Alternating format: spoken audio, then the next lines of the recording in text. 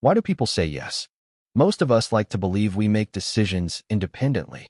We imagine that we weigh the facts, think carefully, and choose freely.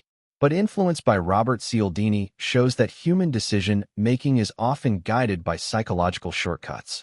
These shortcuts are useful because life is too complex to analyze every choice from scratch. But they also make us vulnerable to persuasion.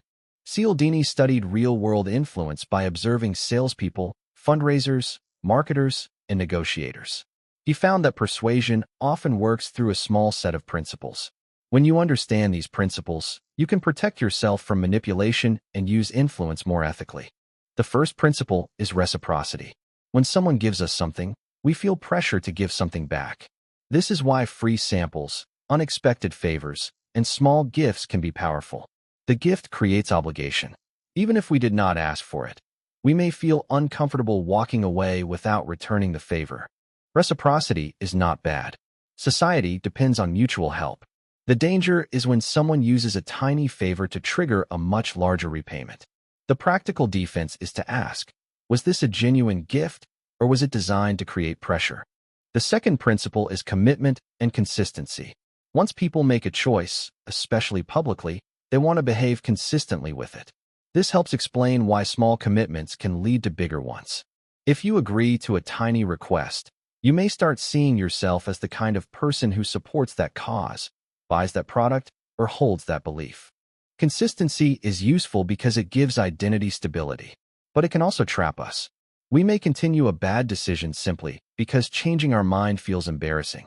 The defense is to remember that consistency is valuable only when the original commitment still makes sense. The third principle is social proof. When people are uncertain, they look to others. If everyone is buying something, joining something, or approving something, it feels safer to follow. This is why testimonials, ratings, crowded restaurants, and visible popularity can influence behavior.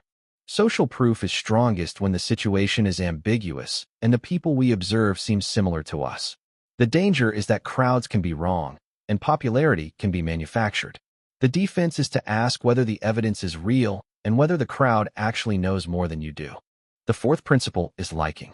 We are more easily influenced by people we like.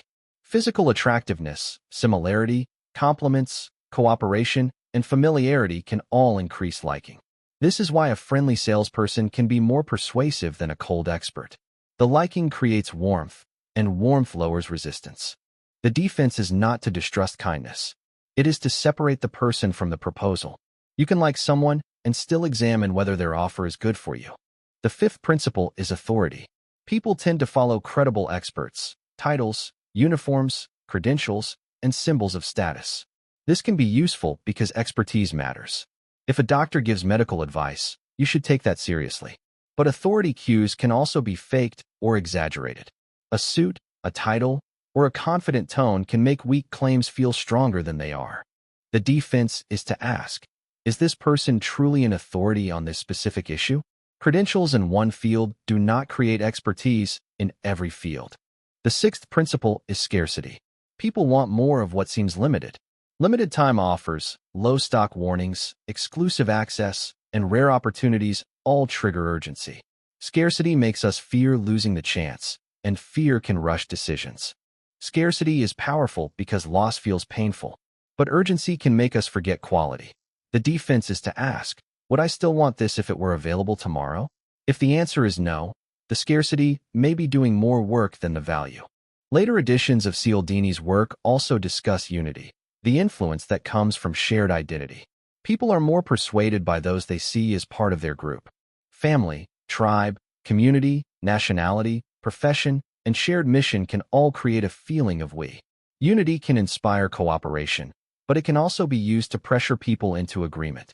The deeper message of influence is that persuasion often works before conscious reasoning begins.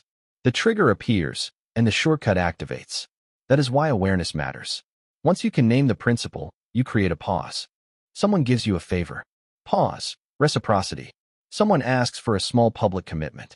Pause. Consistency. Everyone seems to be doing it. Pause. Social proof. The seller is charming. Pause. Liking. The person looks authoritative. Pause. Authority. The offer is expiring now. Pause. Scarcity. That pause is power. Influence is also useful for ethical persuasion. If you want people to say yes, the goal should not be to trick them. The goal is to make genuine value easier to see. Use reciprocity by giving real help. Use commitment by inviting people to act on values they already hold. Use social proof honestly. Use authority responsibly. Use scarcity only when the limit is real. A simple checklist can make Cialdini's ideas practical. Before you say yes, ask, what is pulling me? Is it a gift, a prior commitment, the behavior of the crowd, a person I like, an authority figure, a deadline, or a shared identity? Then ask, is the underlying offer still good without that pressure? For example, a limited time discount may still be useful if you already wanted the product. But if the only reason you want it is because the timer is counting down, scarcity is controlling the decision. A popular course may still be valuable if the content is strong. But if the only reason you trust it is because many people bought it, social proof is doing the thinking for you. Influence also helps you become more persuasive in a clean way. If you lead a team, do not fake urgency. Create clear reasons. If you sell a product, do not invent scarcity. Show real value. If you want commitment, ask for honest small steps that align with the person's goals. Ethical influence respects the other person's freedom to choose. The best persuaders do not merely push. They understand human psychology and use it to reduce confusion. The best decision makers do not pretend they are immune.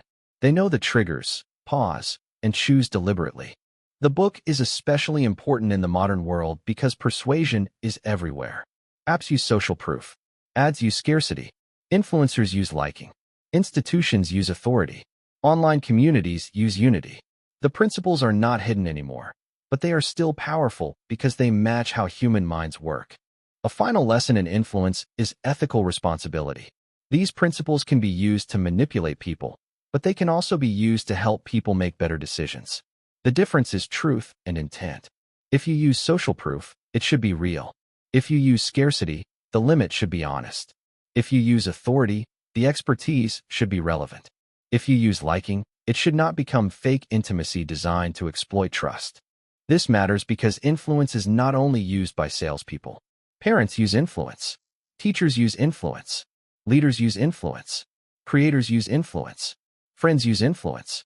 Every time you ask someone to pay attention, change a habit, support a cause, or try something new, you are using persuasion. The question is whether you are making the other person more informed or less informed. Cialdini's principles are also useful because they explain why smart people can still be influenced. Intelligence does not remove psychological shortcuts. A smart person still feels obligation after a favor.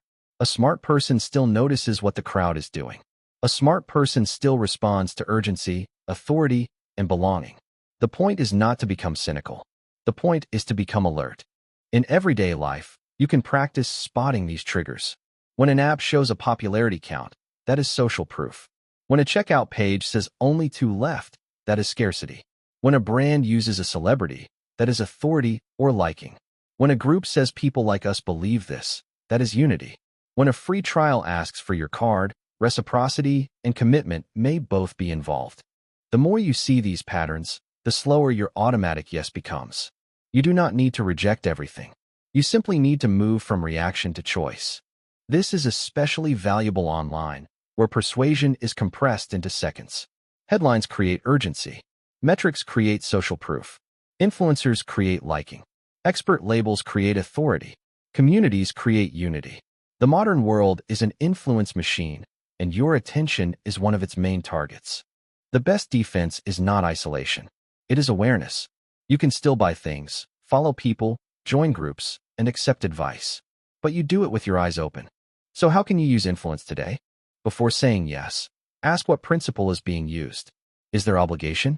Public commitment? Crowd pressure? Personal liking? Authority? Urgency? Shared identity? Then ask a second question. If that pressure disappeared, would this still be a good decision? That question cuts through manipulation. Cialdini's work does not say people are foolish.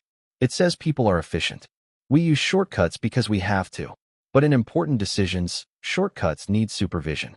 The more you understand influence, the less easily you are controlled by it. If you enjoyed this summary, subscribe to One Book in 10 Minutes. We turn the world's most valuable books into clear, Practical lessons you can use in real life. One book. 10 minutes. Better you.